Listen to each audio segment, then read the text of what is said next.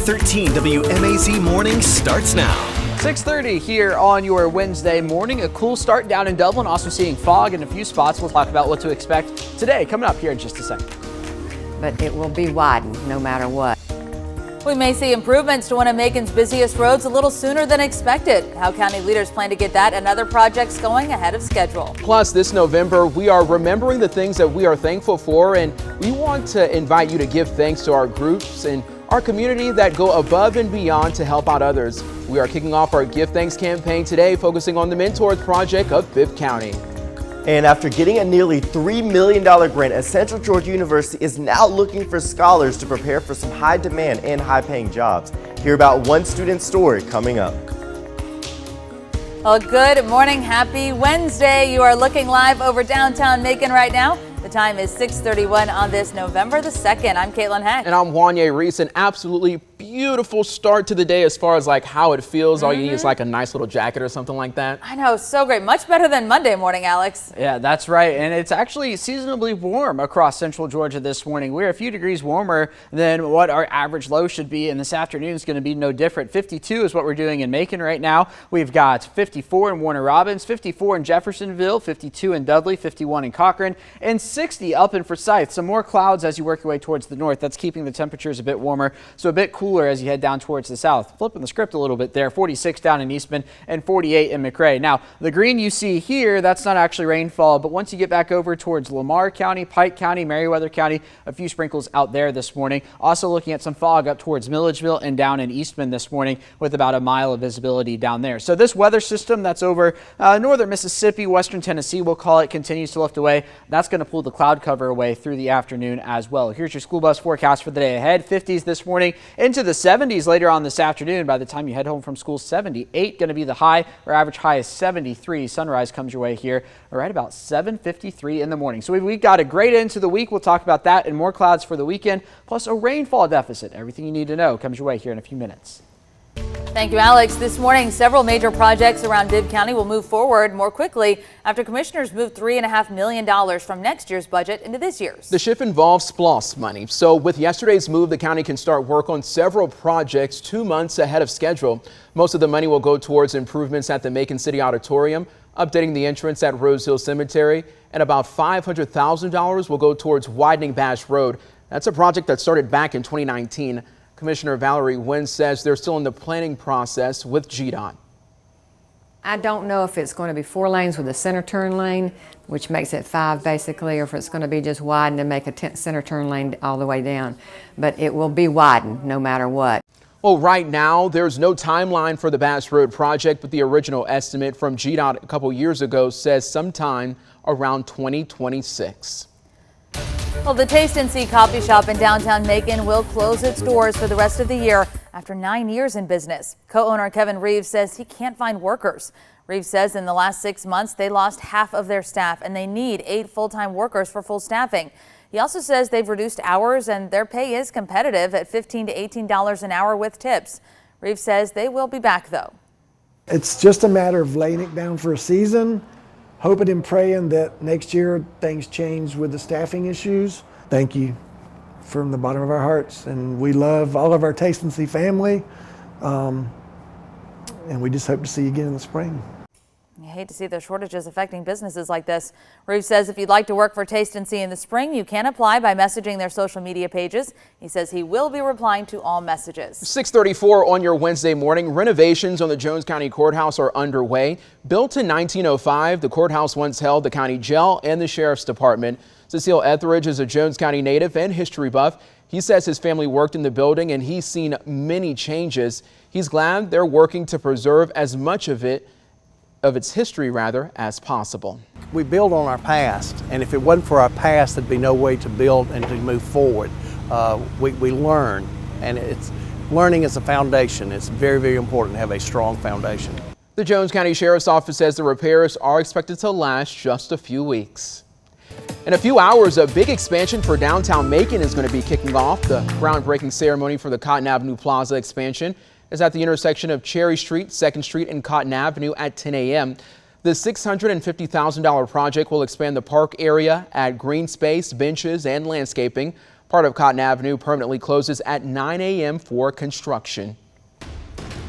Well, 6:35, and we are now just 6 days out from Election Day. One of the biggest choices on the November 8th ballot, the race for U.S. Senate.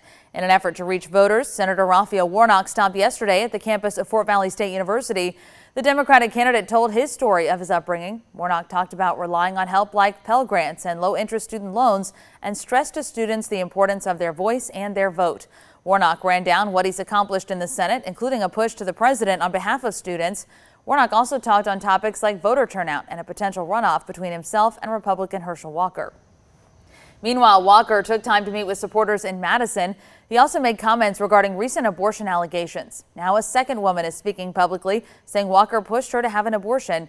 The candidate, who claims to be against abortion without exception, denies the accusations. According to the latest CBS News polls, Warnock is running neck and neck with Herschel Walker. Libertarian candidate Chase Oliver is also on that ballot. If neither Walker nor Warnock gets above 50% of the vote, it goes to a runoff, which would happen on December the 6th. Turning now to the race for governor, former Vice President Mike Pence joined incumbent Brian Kemp on the campaign trail in Forsyth and Hall counties. He wants to hold on to his seat against Democrat Stacey Abrams. Yesterday, Kemp lauded Georgia's high turnout so far and encouraged everyone to get out and vote, regardless of the polls. Meanwhile, Pence criticized Abrams and President Joe Biden on issues like inflation and high gas prices. Later this week, Kemp's opponent, Abrams, will stop in Bibb County to continue her early vote bus tour. For all you need to know about candidates and voting, you can find our election guide on our website. You know where to go. That's at 13WMAZ.com. And coming up tomorrow here on 13, we're dedicating half an hour of coverage to bring you everything you need to know ahead of Election Day, from finding your poll place to how your vote is counted. We'll also introduce you to our election night panelists and how we're tracking votes county by county. So I want you to join us tomorrow at 5:30 p.m. right here on 13 WMAZ. But I deposit, I think, maybe $5,000. Profits are, I think, somewhere around 450.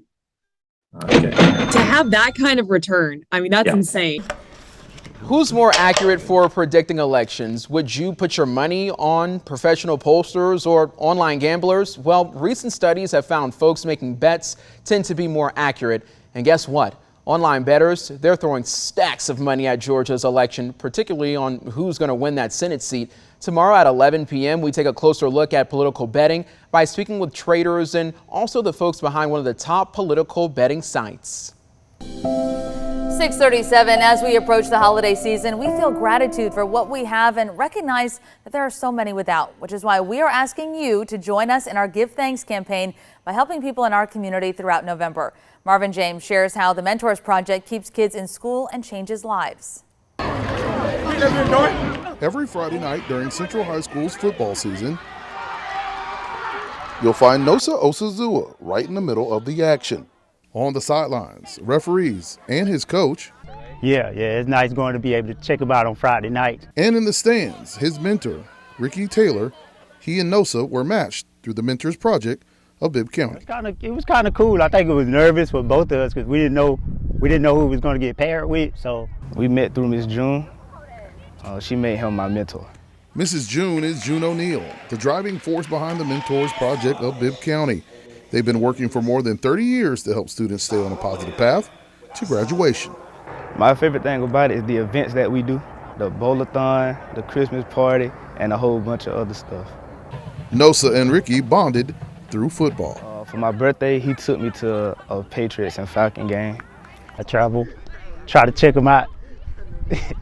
As Nosa's mentor, Ricky is committed to him, but they both say they learn from one another. Really how to be a man, how to treat women, stuff like that. He's like a good kid. Sometimes he actually teach me things. In the game of life, Nosa always knows Ricky is on his team. Having someone that you can hang out with that's kind of older than you. Ricky says mentors really do make a difference. Don't think it's going to take all your time and going to be inconvenient. So small things make big impacts to these kids. An impact that changes lives. Go for it. And they have so many kids that have great mentors through that program. The regular football season is coming to an end, and Nosa hopes they make the playoffs. If they do, Ricky will be there. So here's where you come in, Central Georgia. You can show your support for the Mentors Project right now. Just text the word thanks to 478-752-1309. Again, that's 478-752-1309. We'll send a link to donate right to your phone. And get this, we're matching the first 50 $5 donations. Just $5 can make a big difference, especially if we all give thanks together. Again, that word is thanks, and you can donate now by texting 478-752-1309. You can also find all this information on 13WMAZ.com, where we link directly to the Mentors Project donation page there. Coming up next here on 13 WMAZ Morning. One would say, how do you balance it all? Truth is, I'm still learning.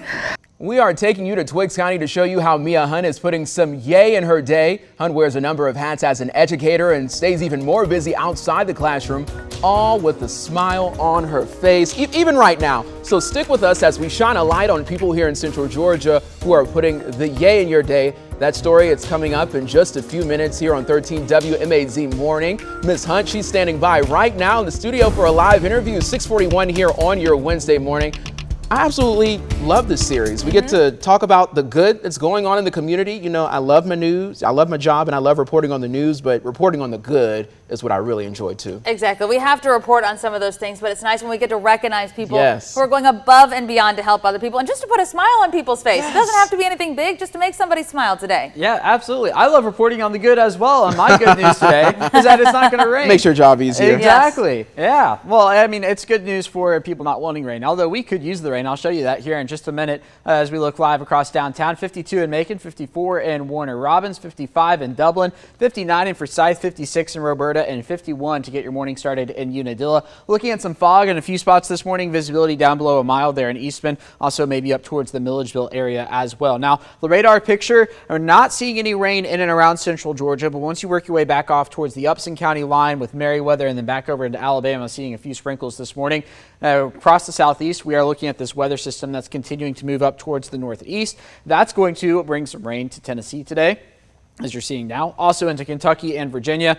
Bottom line, moving away from us here in central Georgia. So starting this morning off in the 50s, going to turn that into 70s fairly quickly as we roll on into the afternoon. I'm going with a high right around 78, a light wind out of the northeast. Then we're going to take today's forecast, we're going to copy it, we're going to paste it on tomorrow, starting off in the 50s, back into the 70s for the afternoon, and then we're going to do it one more time again on Friday. 50s into the 70s for the afternoon with just some clouds moving on by. A fantastic football Friday night forecast, the second to last week of the regular season here before the playoffs get underway. Now, as we move into the long range, you can see a cold front trying to work its way across the Alabama-Mississippi state line. Going to have some luck in doing so here on Saturday. Notice some rain potentially right along the Savannah River Valley, getting a little close to the Athens area there, although that is not set in stone. I think the better chance of rain comes on Sunday as things stand now. I've got a 10% chance rain on Saturday and a 20% chance rain there on Sunday before we clear out next week. And like I said, we could use the rainfall. More than half the state now in moderate drought, and that is this lighter tan color you see here, that moderate drought. Once you get into this orange, that is severe drought up in northeast Georgia. So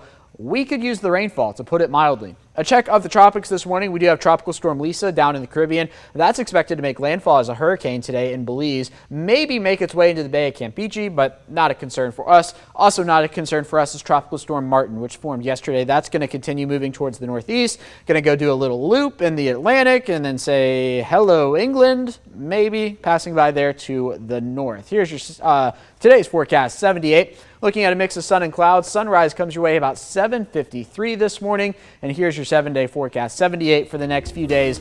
Don't forget to set your clocks back. That's going to be Saturday night into Sunday with a 20% chance of rain there on Sunday. Of course, Election Day comes your way on Tuesday with a high temperature around 79.